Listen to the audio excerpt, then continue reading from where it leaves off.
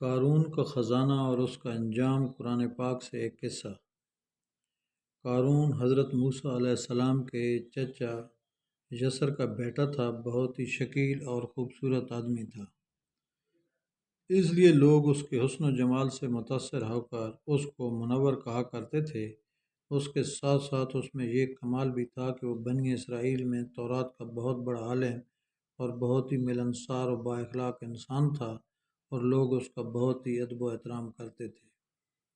لیکن بے شمار دولت اس کے ہاتھ میں آتی، اس کے حالات میں ایک دم تغیر پیدا ہو گیا اور سامری کی طرح منافق ہو کر حضرت موسیٰ علیہ السلام کا بہت بڑا دشمن ہو گیا اور اعلیٰ درجے کا متکبر اور مغرور ہو گیا۔ جب زکوٰۃ کا حکم نازل ہوا تو اس نے حضرت موسیٰ علیہ السلام کے روبرو یہ عہد کیا کہ اپنے تمام مالوں میں سے 1000واں حصہ زکوٰۃ نکالے گا، مگر جب اس نے مالوں کا حساب لگایا تو ایک بہت بڑی رقم زکوٰۃ کی نکلی۔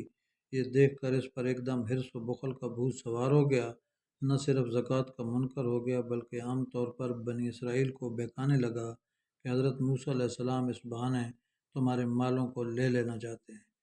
یہاں تک کہ حضرت موسیٰ علیہ السلام سے لوگوں کو برگشتہ کرنے کے لیے اس خبیث نے یہ گندی اور گھناؤنی چال چلی کہ ایک عورت کو بہت زیادہ مال و دولت دے کر آمادہ کر لیا کہ وہ آپ پر بدکاری کا الزام لگائے۔ چنانچہ عین اس وقت جب کہ حضرت موسیٰ علیہ السلام واز فرما رہے تھے، قارون نے آپ کو ٹوکا کہ فلانی عورت سے آپ نے بدکاری کی ہے۔ حضرت موسیٰ علیہ السلام نے فرمایا کہ اس عورت کو میرے سامنے لاؤ۔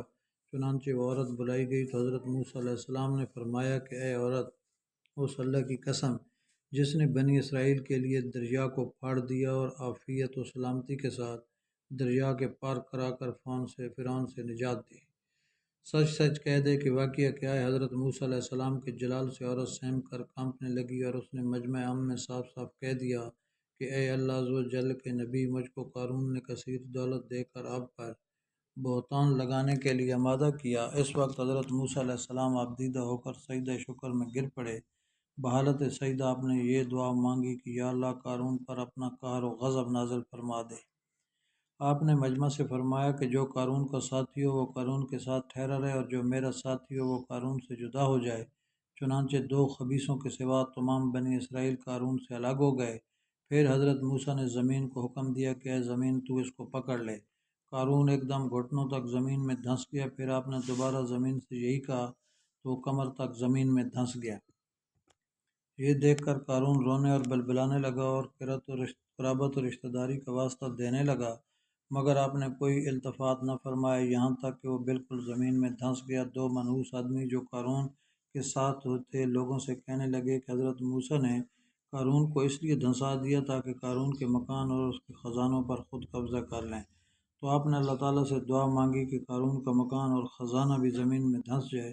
چنانچہ قارون کا مکان جو سونے کا تھا اور اس کا سارا خزانہ سبھی زمین میں دھنس گیا۔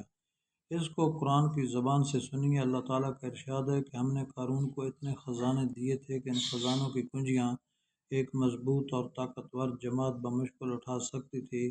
قرآن مجید میں ہے، بے شک قارون موسیٰ کی قوم سے تھا، پھر اس نے قوم پر زیادتی کی اور ہم نے اس کو اتنے خزانے دیے جن کی کنجیاں اٹھانا ایک طاقتور جماعت پر بھاری تھی۔ حضرت موسیٰ علیہ السلام نے قارون کو جو نصیحت فرمائی وہ یہ ہے کہ جس کو قرآن مجید نے بیان فرمایا ہے، اسی خیر خواہی والی نصیحت کو سن کر قارون حضرت موسیٰ علیہ السلام کا دشمن ہو گیا۔ غور کیجئے کتنی مخلصانہ، کس قدر پیاری نصیحت ہے جو حضرت موسیٰ علیہ السلام کے ساتھ ساتھ ساری قوم قارون کو سناتی رہی کہ جب اس سے اس کی قوم نے کہا اتراؤ نہیں، بے شک اللہ اترانے والوں کو پسند نہیں کرتا، اور جو مال تجھے اللہ نے دیا ہے اس کے ذریعے آخرت کا گھر طلب کر اور دنیا سے اپنا حصہ نہ بھول، اور احسان کر جیسا اللہ نے تجھ پر احسان کیا، اور زمین میں فساد نہ کر، بے شک اللہ فسادیوں کو پسند نہیں کرتا۔ قارون نے اپنے مال کے گھمنڈ میں اس مخلصانہ نصیحت کو ٹھکرا دیا اور خوب بن سنور کر تکبر اور غرور سے اتراتا ہوا قوم کے سامنے آیا اور حضرت موسیٰ کی بدگوئی اور اعزار ثانی کرنے لگا۔